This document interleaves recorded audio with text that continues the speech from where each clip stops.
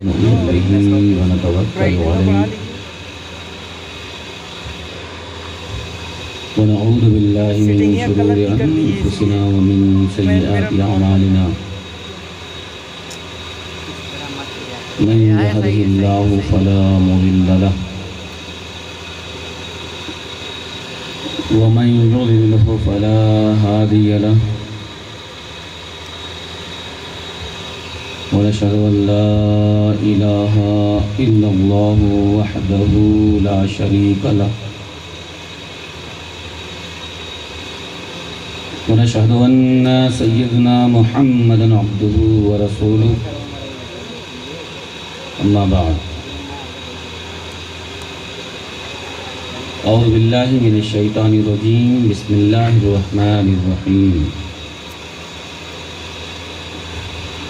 يا أيها الذين آمنوا اتقوا الله وكونوا مع الصادقين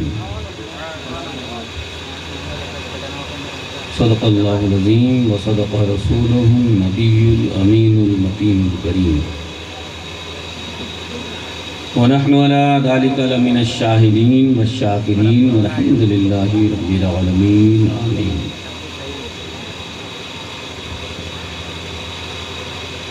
درود پاک کا نذرانہ پیش کرو باواد بلند درود پاک اللہم صلی علی سیدنا و مولانا محمد و آل سیدنا مولانا محمد مبارک وسلم صلاۃ و سلام علیکہ سیدی یا رسول اللہ صلی اللہ تعالی علیہ وسلم.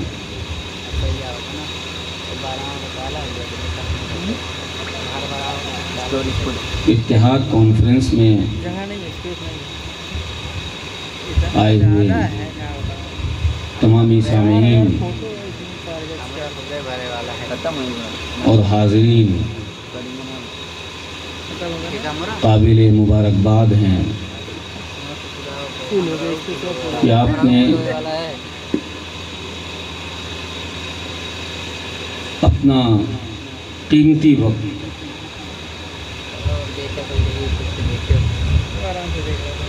اچھی باتوں کو سننے کے لیے دیا.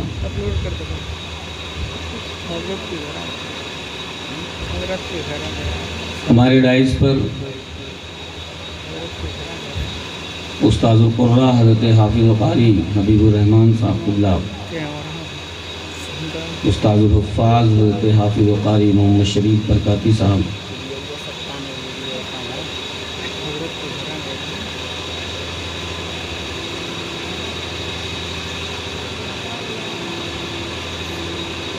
پیر طریقت رہبر شریعت حضرت علامہ سید بختیار میاں چشتی علیمی صاحب، آل رسول شہزادہ رسول حضرت علامہ سید محمد حسن اشرفی صاحب،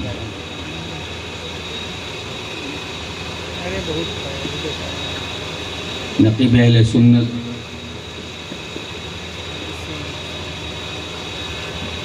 شاعر اسلام مہتاب اشرف کشوچوی،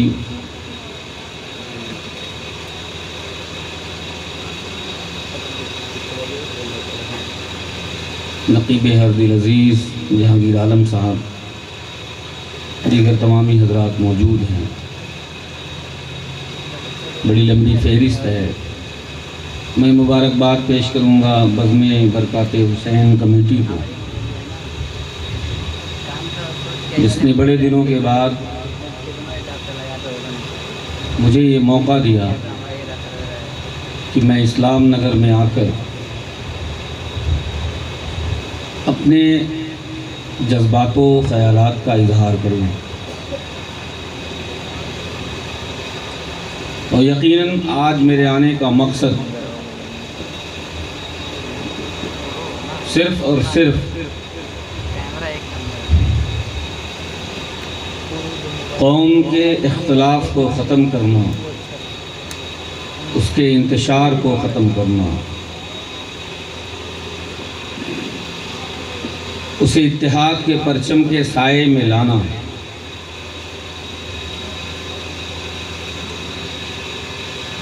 یہی میرا مقصد ہے.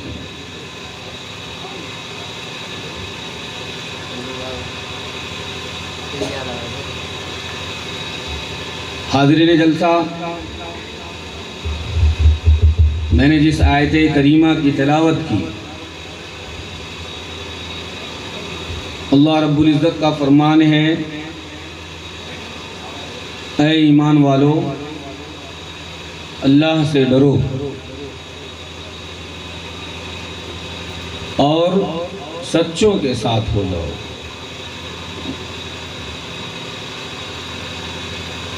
اللہ نے اپنے اس فرمان میں 2 حکم جاری کیے۔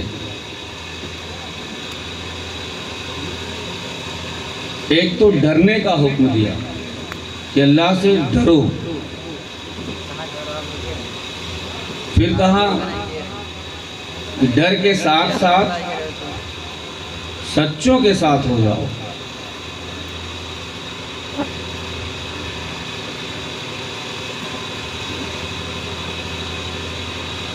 اللہ کا ڈر کیا ہے؟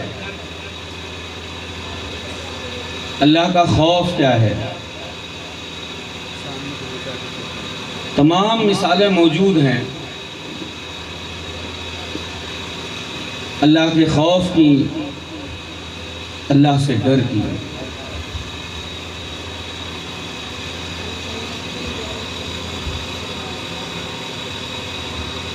اللہ سے ڈر کا مطلب ہے تقویٰ، دوسرے لفظوں میں اسے اللہ سے ڈرنے والے کو متقی کہا جاتا ہے۔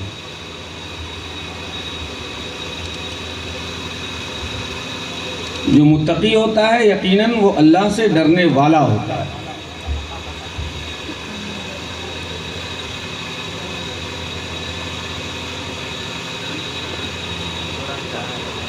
ہماری بات کو سنیں اور اپنی ذات کا جائزہ لیں۔ آپ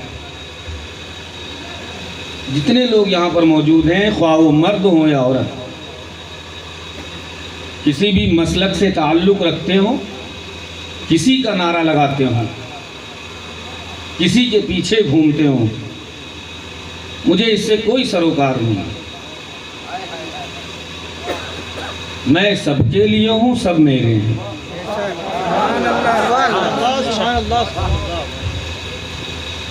اس لیے کہ میں صوفیہ کے خاندان سے تعلق رکھتا ہوں، اور اس ہندوستان میں جتنا احسان صوفیہ کا ہے کسی کا نہیں ہے، چاہے وہ تبلیغ کے اعتبار سے ہو، چاہے وہ واعظ و نصیحت کے اعتبار سے ہو، چاہے وہ علمی ادبی خدمات ہوں۔ لیکن اس پورے ہندوستان میں ہی نہیں بلکہ بر صغیر میں جملہ صوفیہ کے احسانات ہیں ہمارے اور آپ کو، کسی ایک ذات کا نہیں، کسی ایک شخصیت کا نہیں۔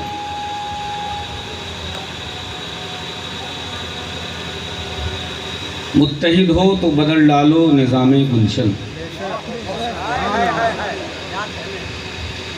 اسلام نگر میں رہنے والے سبھی مومن بھائیوں سے میری گزارش ہے کہ تھوڑی دیر خاموشی کے ساتھ میری باتوں کو سن لیں اور اس پر بیٹھ کر تنہائی میں غور و فکر کریں گے۔ سمجھ میں آ جائے تو عمل کر لیجئے گا، دنیا میں بھی اس کا اجر ملے گا، آخرت میں بھی ملے گا۔ متحد ہو تو بدل ڈالو نظام گلشن، منتشر ہو تو مرو شور مچاتے تھے۔ دور حاضر اور حالات مسلم،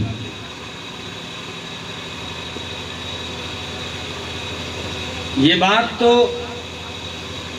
بلا شک و شبہ کہی جا سکتی ہے کہ آج کے دور میں لوگوں کے اندر سے اللہ کا خوف نکل چکا ہے۔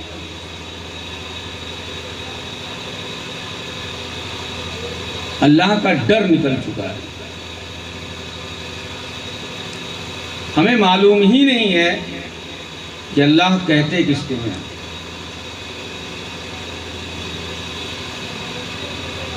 ہم نے پڑھا ہی نہیں، ہم نے صرف جانا کہ اللہ ہے، لیکن اللہ کے اختیارات کیا ہیں، اس کی قدرت کیا ہے، اس کی صفات کیا ہیں، نہیں معلوم۔ ایک انسان مسلمان اور مومن تب تک نہیں ہو سکتا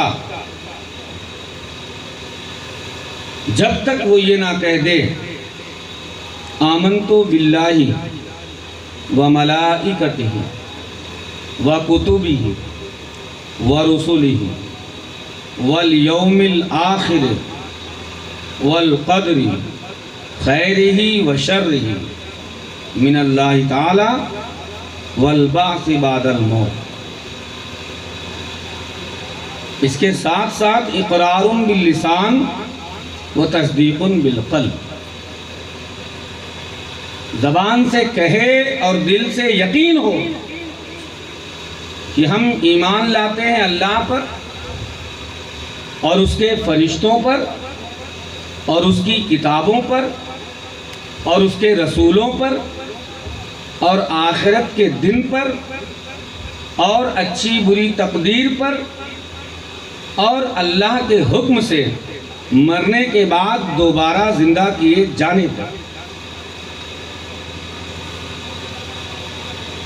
اس میں کتنی باتیں، ہم اور آپ اگر اپنی زندگی کا جائزہ لیں تو یقیناً ہمارے اندر سے خوف خدا بالکل نکل چکا ہے۔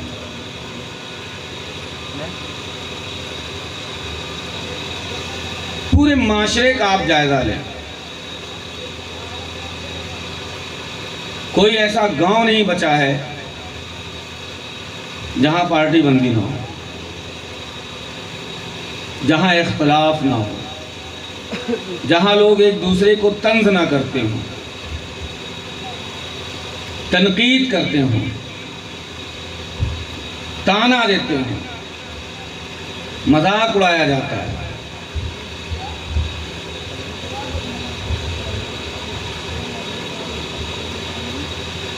وہ پاکیزہ معاشرہ جب ہم اپنے اسلاف کی حیات طیبہ کا مطالعہ کرتے ہیں، اللہ اللہ، تو ایسا خوبصورت ماحول ہمیں نظر آتا ہے کہ آج کے مسلمانوں کو دیکھنے کے بعد صرف اور صرف شرمندگی کا احساس ہوتا ہے۔ آج ہم اور آپ صرف مسلک میں الجھے ہوئے ہیں، اور جسے مسلک کے مین سے بھی واقفیت نہیں ہے وہ تانے مارتا ہے، وہ تنقید کرتا ہے، وہ طنز کرتا ہے، وہ مذاق اڑاتا ہے۔ اور حقیقت یہ ہے، میں یقین اور وثوق کے ساتھ کہہ سکتا ہوں کہ اس اختلاف نے مسلمانوں کو گستاخ بنا دیا اور بے ادب بنا دیا۔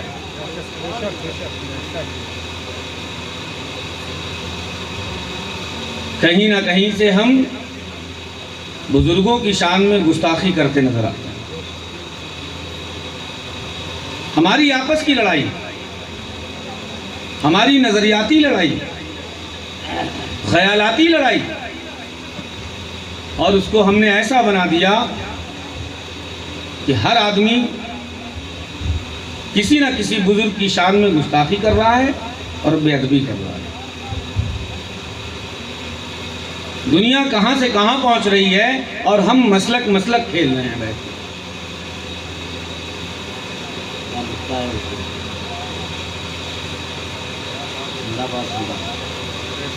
شرم آنی چاہیے ہمیں۔ تعلیم ہمارے پاس زیرو، معاشی حالت ہماری زیرو،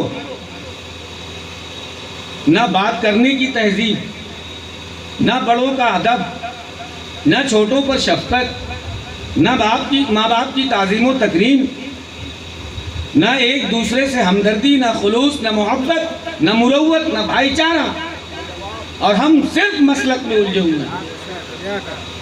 اور مسلک کی تعریف نہ یہ علماء بتاتے ہیں، نہ آپ جاننا چاہتے ہیں۔ اور ایک بات ہمیشہ یاد رکھیں، چھوٹا ہو یا بڑا، عالم ہو یا ان پڑھ، ہر آدمی اپنے قول و فعل کا ذمہ دار ہے۔ یہ صاحب ریکارڈ کر رہے ہیں، لیکن سب سے بڑی ریکارڈنگ جو ہے، یہ ریکارڈنگ مٹ سکتی ہے، لیکن ایک ایسا ریکارڈ ہے، ایک ایسا ریکارڈر ہے جو کبھی مٹے گا نہیں۔ اس لیے اپنے ذہن میں اس بات کو بیٹھا لیں کہ کسی بھی بات کو بولنے سے پہلے یہ جان لو، سمجھ لو، مان لو کہ کل بروز محشر اس لفظ کو ڈیفائن کرنا پڑے گا، اس کا جواب دینا پڑے گا۔ جو آپ نے کہا ہے کل بروز محشر رب کائنات کی بارگاہ میں اس کی تفصیل پیش کرنی پڑے گی۔ مثلاً اگر آپ نے کسی کو صلح کلی کہہ دیا، غور کریے گا، اور وہ ہے نہیں، تو کل آپ اللہ کی بارگاہ میں کیسے ثابت کریں گے؟ اگر آپ نے کسی کو کافر کہہ دیا، آپ جس کو مانتے ہیں اس کی سنی سنائی بات کو لے کر آپ نے 4 لوگوں کے بیچ میں بیان کر دیا،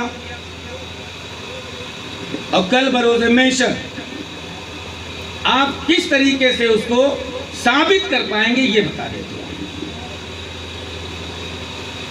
فلاں صاحب نے ہم سے آ کے کہا کہ سید صاحب فلاں نے جو ہے چوری کی ہے، میں نے تحقیق نہیں کی، میں نے ان کی بات کو لے کر 2-4 لوگوں میں اور بتا دیا اس کے بارے میں، تو کل اس بات کا ذمہ دار میں ہوں، اس کا جواب مجھے دینا پڑے گا۔ اس لیے کسی پر الزام لگانے سے پہلے اپنے ذہن میں یہ بات بیٹھا لو کہ ایک ایک ذرے کا حساب دینا ہوگا اللہ کی بارگاہ میں۔ اور آج کا مسلمان، دور حاضر کا مسلمان، ایک عمل کا حساب نہیں دے پائے گا، 1 سال کا حساب تو بہت دور کی بات، 1 گھنٹے کے حساب نہیں دے پائیں گے ہمارا، کیونکہ ہماری جو زندگی ہے وہ اچھے عمل کے بجائے برے عمل میں زیادہ گزر رہی ہے۔ دوسروں کی برائی کرنے میں پورا دن گزر جاتا ہے، چغل خوری کرنے میں دن گزر جاتا ہے، بغض و حسد، کینہ، تکبر، مکاری، عیاری، فریب، دھوکہ، جو چیزیں اللہ کو ناپسند ہیں انہی میں ہماری زندگی گزر رہی ہے۔ اس کو خوف خدا کہیں گے؟ میاں اگر خوف خدا ہوتا تو آپ کسی بھی بات کو کہنے سے پہلے 1000 بار سوچتے۔ ایک آلِ رسول کی شان میں گستاخی کرتے ہو، تمہیں شرم نہیں آتی؟ کل بارگاہ رب العزت میں اگر رسول اللہ نے سوال کر لیا کہ بتا تو نے میری آل کی شان میں گستاخی کی ہے، اس بات کا کیا ثبوت ہے کہ میری آل نے کوئی گستاخی کی تھی، تو کیا جواب دو؟ ہے کسی کے پاس کوئی جواب؟ آپ تو بڑا پھٹ سے لوگ ثبوت مانگ لیتے ہیں، کوئی دے پائے گا ثبوت؟ میاں اس دن کو یاد کرو، آج تو کوئی فرق ہی نہیں پڑتا، اس دن کو یاد کرو جب نفسی نفسی کا عالم ہوگا، شوہر بیوی سے زیادہ قریب رشتہ اس دنیا میں کوئی نہیں ہے، اور حدیث پاک میں ہے کہ بیوی شوہر کے سامنے سے، شوہر بیوی کے سامنے سے گزر جائے گا اور اسے خبر تک نہ ہوگی، ایسا نفسی نفسی کا عالم ہوگا۔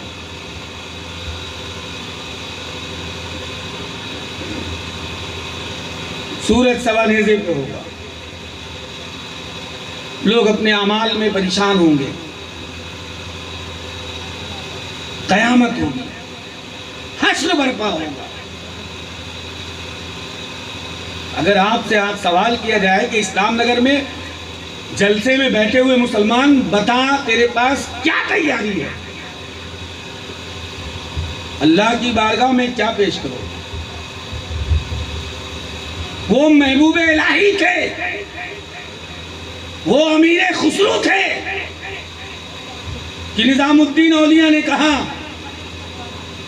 کہ کل بروز محشر میرا رب مجھ سے پوچھے گا کہ نظام الدین کیا لایا ہے، تو میں کہہ دوں گا مولا میں تیری بارگاہ میں اپنی خسرو کو لے کر آیا ہوں۔ تو وہ خسرو اس لائق تھے کہ محبوب الہی نے اپنی محبت کا ثبوت پیش کیا۔ لیکن آج ہمارے اور آپ کے پاس کون سا عمل ہے جو ہم اللہ کی بارگاہ میں پیش کریں گے؟ آج ایک اچھی بات کو توڑ مروڑ کے پیش کیا جاتا ہے، غلط طریقے سے پیش کیا جاتا ہے۔ عزیزان ملت، خوف خدا اپنے اندر پیدا کرو، اور اس طرح جس طرح اسلاف نے کیا ہے، بزرگوں نے کیا ہے۔ ایک اگزامپل دے دو، آج تو نہ جانے کیا کیا ہو رہا ہے۔ ایک بزرگ تھے، بزرگ سے مراد عابد و زاہد شخص جس کی زندگی کے زیادہ ایام عبادت و ریاضت میں گزرے ہیں، نیکیاں کرتے ہیں۔ ایک اللہ والا کہیں سفر کر رہا تھا، ایک بستی کے قریب سے گزر ہوا، یا اس بستی سے گزر رہے تھے، تو انہوں نے ایک چھپر سے ایک تنکا توڑ لیا اور خلال کر لیا۔ ایک تنکا، بات آئی گئی ختم۔ کچھ دنوں کے بعد ان کا انتقال ہو گیا۔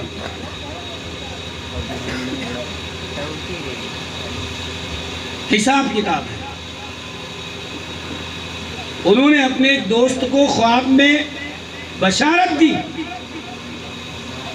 اور عرض کیا کہ میرے بھائی فلاں بستی میں چلے جاؤ فلاں شخص کے پاس، اور اس سے میری طرف سے معافی مانگو۔ کہا کیوں؟ کہا کہ اللہ نے مجھے بخش دیا، یہ اس کی رحمت ہے، یہ اس کا کرم ہے، لیکن میں ایک بار ایک سفر میں اس بستی سے گزرا تھا، تو میں نے اس چھپر والے کی اجازت کے بغیر اس کے چھپر سے ایک تنکا توڑ لیا تھا، لہذا اللہ نے فرمایا ہے کہ جب تک وہ تجھے معاف نہیں کر دیتا میں تجھے جنت میں داخلے کی اجازت نہیں دوں گا۔ تو میرے بھائی جاؤ اس سے معافی مانگ لو، وہ مجھے معاف کر دے تاکہ مجھے جنت میں جانے کی اجازت مل جائے۔ حضرات محترم آپ سوچیں، اتنا بڑا اللہ کا ولی جو عابد و زاہد ہے، جس کی زندگی عبادت و ریاضت میں گزرتی ہے، جب اس کی معمولی سی خطا پر اس کو جنت میں داخلے کی اجازت نہیں ملتی، ہمارے اور آپ کے شب و ایام، شب و روز، اگر ہم آج کی زندگی کا جائزہ لیں تو ہماری زندگی کا 90% حصہ گناہوں میں گزرتا نظر آتا ہے۔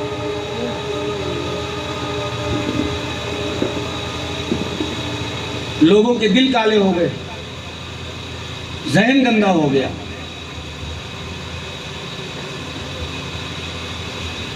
جو برکتیں رحمتیں تھیں وہ اٹھ گئیں۔ تو سب سے پہلے خوف خدا اپنے اندر پیدا کرو، یہ اپنے ذہن اور قلب میں بیٹھا لیں آپ کہ ہم جو کچھ بھی کر رہے ہیں وہ اللہ دیکھ رہا ہے، جو کہہ رہے ہیں وہ اللہ سن رہا ہے۔ اور اگر آپ یقیناً امت سرکار ہونے کا حق ادا کرتے ہیں تو قرآن کہتا ہے کنتم خیر امت اخرجت للناس تعمرون بالمعروف وتنہون عن المنکر، تم تمام امتوں میں بہتر ہو اس لیے کہ بھلائی کا حکم دیتے ہو اور برائی سے روکتے ہو۔ آج حالات کیا؟ بڑے برے حالات ہیں، خاص طور سے مسلمانوں کے۔ تو اگر آپ اپنے حالات کو اچھا بنانا چاہتے ہیں، بہتر مستقبل چاہتے ہیں، تو سب سے پہلی چیز یا پہلی بات جس پر آپ کو عمل کرنا ہے وہ ہے تعلیم۔ تعلیم پر فوکس، تعلیم پر توجہ۔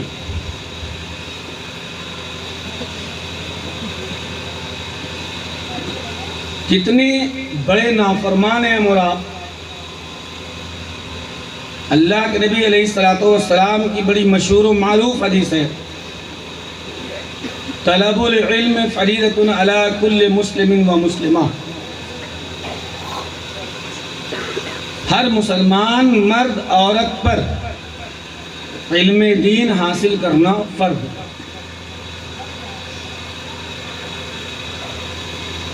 اب آپ سوچیں کہ ہم نے رسول اللہ صلی اللہ علیہ وسلم کے اس فرمان کو کتنے ہلکے میں لے لیا،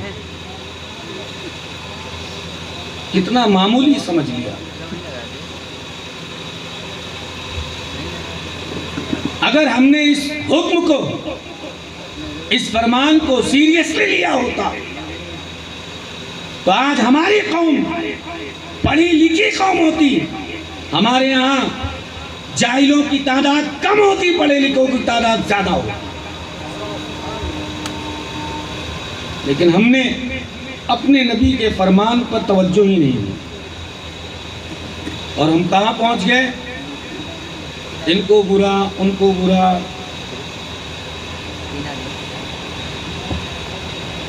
بہت تکلیف ہوتی ہے۔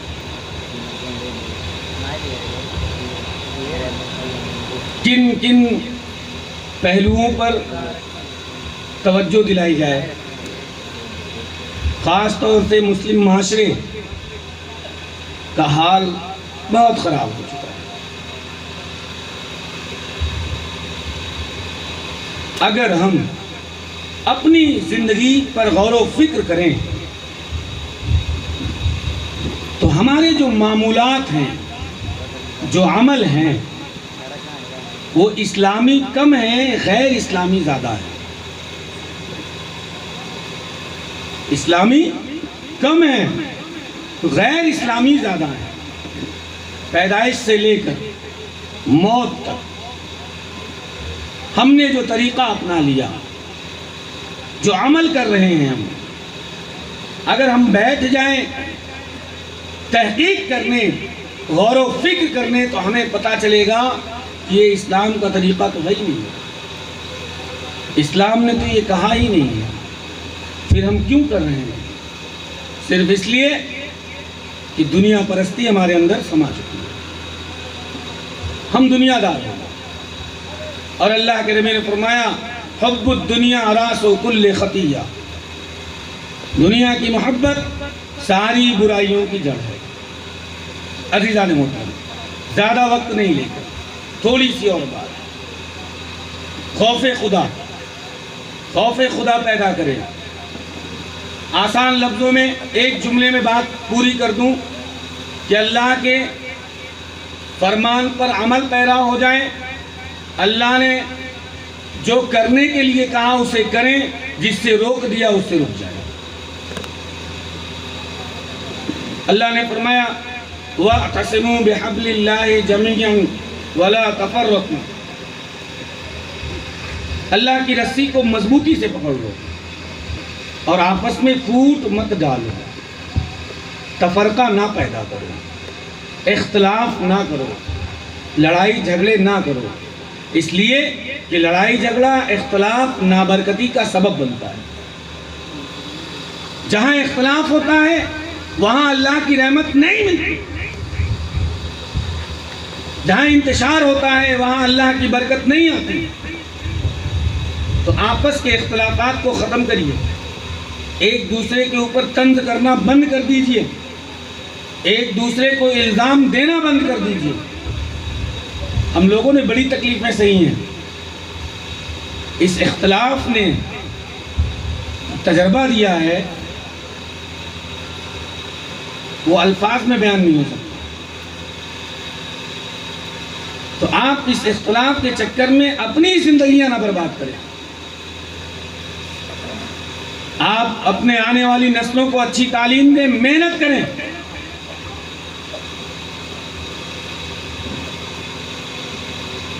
معاشی اعتبار سے مضبوط بنیں، روزگار فراہم کریں، روزگار پیدا کریں، اچھی تربیت دیں اپنے بچوں کو،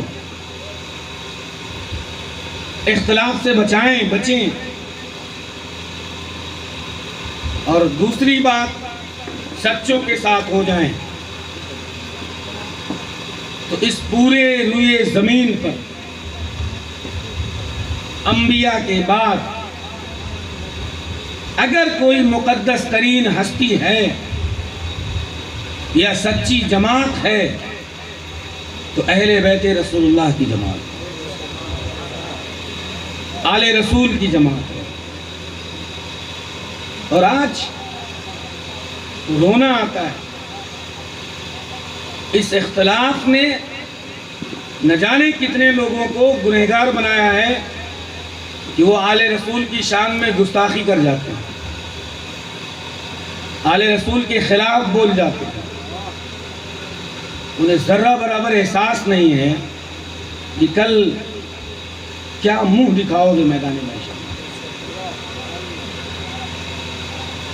سرکار کی بارگاہ میں آپ کیسے پیش ہوں گے؟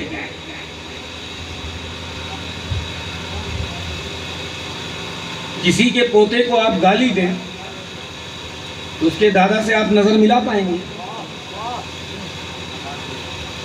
کسی کے بیٹے کی آپ برائی کریں تو اس کے باپ کے سامنے آپ کھڑے ہو پائیں گے؟ نہیں۔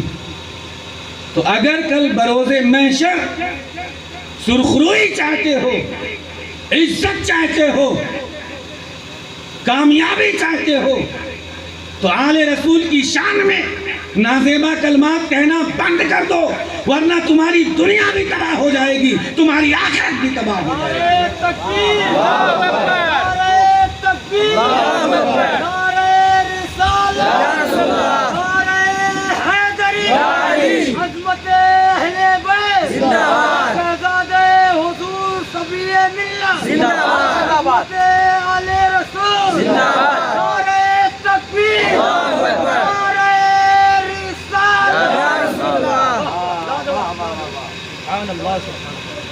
آج سب سے زیادہ اہل سنت والجماعت میں اگر لڑائی ہے تو مسلک کے نام پر۔ اتنا بڑا مجمع ہے، اگر سوال کیا جائے کہ مسلک کی تعریف کیا ہے تو شاید کوئی بتا پائے۔ مسلک کہتے کسے ہیں تو شاید مجمع سے کوئی اس کی ڈیفینیشن بتا پائے۔ مسلک معنی راستہ ہوتا ہے، اور اہل سنت والجماعت میں 4 راستے ہیں، حنفی، شافعی، مالکی، حنبلی۔ بڑے بڑے بزرگوں نے، بڑی بڑی عزت والوں نے ان 4 مسلک کے علاوہ کسی اور مسلک کی تقلید نہیں۔ کیا کوئی غوث اعظم سے بھی بڑا ہے؟ لیکن عبد القادر جیلانی نے بھی اگر مسلک کی پیروی کی تو امام احمد ابن حنبل کے مسلک پر عمل کیا۔ اگر وہ چاہتے تو مسلک غوث اعظم بنا لیتے، اگر ان کے خلفاء چاہتے تو مسلک غوث اعظم بنا لیتے، اور کوئی غلط نہیں ثابت کر سکتا، اس لیے کہ مسلک کا مطلب ہوتا ہے راستہ۔ اگر مجمع سے کسی نے کہہ دیا کہ میں غوث اعظم کے راستے پر ہوں تو وہ غلط نہیں ہے۔ اگر کسی نے کہہ دیا کہ میں غریب نواز کے راستے پر ہوں تو وہ غلط نہیں ہے۔ اگر کسی نے کہہ دیا کہ میں محبوب الہی کے راستے پر ہوں تو اس کا مطلب ہے کہ وہ مسلک اہل سنت پر ہے۔ مسلک اہل سنت کے اندر ساری چیزیں ایڈ ہیں۔ جب آپ مسلک اہل سنت کہتے ہیں تو اپنے آپ خیال پاکیزہ عقائد کی طرف چلا جاتا ہے۔ جب آپ اپنے آپ کو کہتے ہو ہم اہل سنت والجماعت کے ماننے والے ہیں تو بات واضح ہو جاتی ہے کہ یہ غوث اعظم کا ماننے والا ہے، یہ غریب نواز کا ماننے والا ہے، یہ قطب الدین بختیار کاکی کا ماننے والا ہے، یہ مخدوم اشرف کا ماننے والا ہے، یہ مخدوم چابان ملت کا ماننے والا ہے، یہ صالحین کا ماننے والا ہے، یہ اولیاء کی تعظیم کرنے والا ہے۔ ڈیفائن کرنے کی کیا ضرورت ہے؟ آپ کہیے ہم اعلیٰ حضرت کے راستے پر ہیں، ہمیں کوئی اعتراض نہیں ہے، ہم نے کبھی نہیں کہا غلط۔ لیکن اگر آپ اپنے نظریے کو تھوپنا چاہو گے تو تمہارے باپ میں بھی یہ طاقت نہیں ہے کہ تم تھوپ کر کوئی چیز منوا لو۔ نعرے حیدری! ہمیں پیار سے مناؤ گے تو ہم مان جائیں گے، ورنہ ہر بات کا جواب دینا ہمیں آتا ہے۔ اگر اسی طریقے سے ہر آدمی، ایک کامن سینس کی بات ہے، یہاں پر بیٹھے ہوئے مجمع میں 50 لوگ ہیں، مان لیجئے کسی کی عقیدت غوث اعظم سے زیادہ ہوگی، کسی کی غریب نواز سے زیادہ ہوتی ہے، کسی کی مخدوم کی چوچا سے زیادہ ہوتی ہے، کسی کی سید سالار مسعود غازی سے ہوتی ہے۔ یہ مہتاب اشرف کی چوچوی لکھتے ہیں اپنے آپ کو، یہ قاری حبیب الرحمن برکاتی لکھتے ہیں اپنے آپ کو، تو کیا آپ یہ سنی نہیں ہے؟ یہ صلح کلی ہے؟ بڑا آسان لفظ آپ پا گئے، جو آپ کی بات نہ مانے وہ صلح کلی ہے۔ اگر ہم صلح کلی ہیں تو اس ہندوستان میں جس کی ماں نے سنی کو پیدا کیا، ہم سے بڑا سنی کون ہے؟ تم آج سنی ہوئے ہو، ہم سنی ابن سنی پیدا ہوئے۔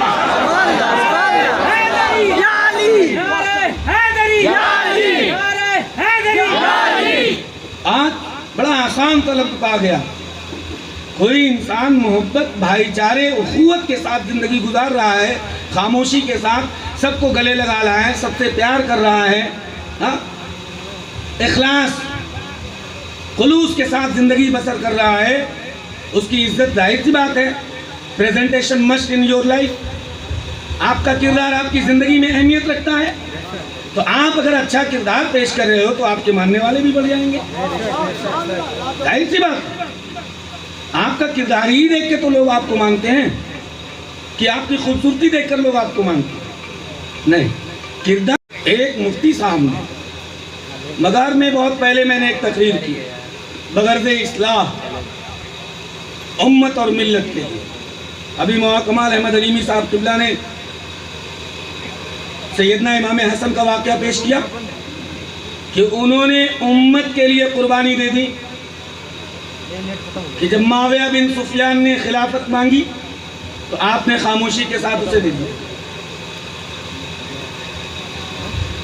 امت کی اصلاح کے لیے کہ میرے نانا کی امت فتنوں میں نہ پڑ جائے.